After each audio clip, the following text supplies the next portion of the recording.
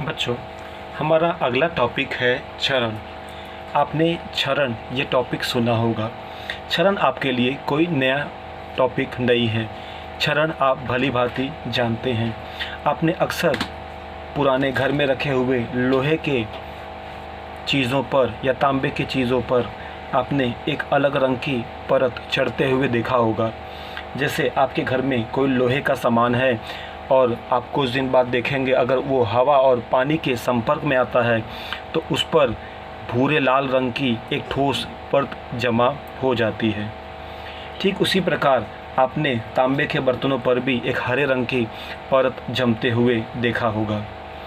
बच्चों, ये जो परत जमती है ये उस लोहे की वस्तु या तांबे की वस्तुओं को नुकसान पहुंचाती है, अर्थात वो उसका क्षरण होता है।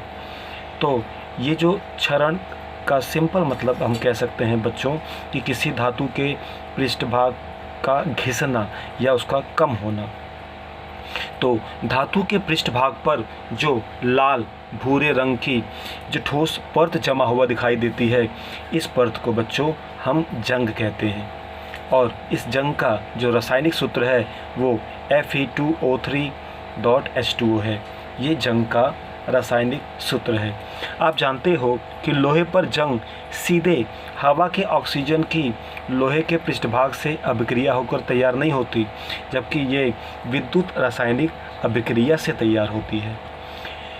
आपने देखा होगा कि वस्तुओं पर जब जंग लग जाती है इसका मतलब होता है कि वस्तुएं का क्षरण हो रहा है, वो उसकी जो क्या बोलते हैं चमक है वो कम हो जाएगी। क्षरण से आप सिंपल में समझ सकते हो कि वस्तुओं का नुकसान होता है। और इस प्रकार से क्षरण को बचाने के लिए, क्षरण से वस्तुओं को बचाने के लिए उस पर विभिन्न प्रकार की उसका विद्युत विलेपन किया जाता है या उस पर किसी अन्य मिश्र धातु की परत चढ़ाई जाती है जिससे क्षरण को रोका जा सके। आपने देखा होगा कि जहाज़ में जो पानी में हमेशा रहती है, जहाज़ के जो निचला हिस्सा लोहे के जो पतरे होते हैं उसको हमेशा एनेमल पेंट से कलर किया जाता है। बच्चों, उस कलर करने का रीज़न वही होता है कि उसको क्षरण से, जंग से बचाया जा सके।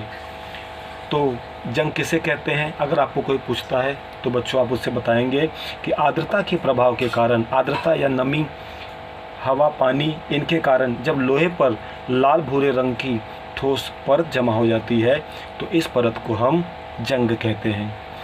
लोहे पर जंग लगने से उसकी क्या होती है, लोहे की उम्र कम होती है, मतलब उसका क्षरण होता है और वो धातु धीरे धीरे क्या होने लगती है, कमज़ोर हो जाती है। इसे ही क्षरण कहते हैं। बच्चों, क्षरण ये एक ही बहुत ही गंभीर समस्या है। अब क्षरण के बाद हमारा अगला और अंतिम टॉपिक है बदबू। आइए देखते हैं बदबू क्या होती है।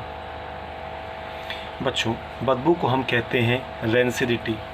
आपने देखा होगा कि जब पुराने बचे तेल का उपयोग हम भोज्य पदार्थ मतलब अपने खाने की चीज़ों में बनाने के लिए करते हैं तो उसमें से बदबू फैलती है।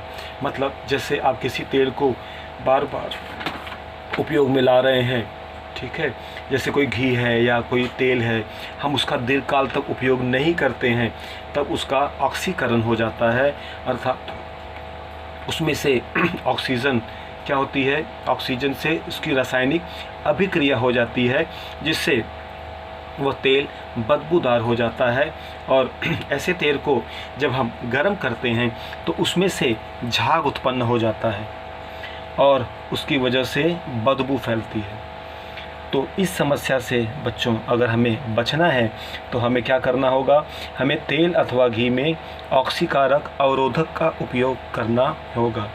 इसको करने से जैसे हम कह सकते हैं या खाद्य पदार्थ को हवाबंद डिब्बे में रखना पड़ता है, जिसकी वजह से खाद्य पदार्थ में जो ऑक्सीकरण की अभिक्रिया है वो मंद हो जाती है, कम हो जाती है और साथ ही साथ वह जो खाद्य पदार्थ है वो लंबे समय तक सुरक्षित रहता है। इसलिए अगर खाद्य पदार्थ को बदबू से बचाना है तो उसे हम हवाबंद डिब्बे में रखते हैं। हवाबंद डिब्बे में रखने का एक ही मकसद होता है क्योंकि बदबू तभी फैलती है जब वो हवा के ऑक्सीजन के साथ रासायनिक अभिक्रिया करती है। तो उस रासायनिक अभिक्रिया को रोकने के लिए ही हम खाद्य पदार्थों को हवाबंद डिब्बों में रखते हैं। तो इस प्रकार से बच्चों हमारा ये टॉपिक यहीं पर समाप्त होता है। हम आपको अगले पीरियड में इसके नोट्स आपको प्रोवाइड करेंगे, जिससे देखकर आप इसे अपने नोटबुक में लिखेंगे। उम्मीद करते हैं बच्चों आपको समझ में आया होगा।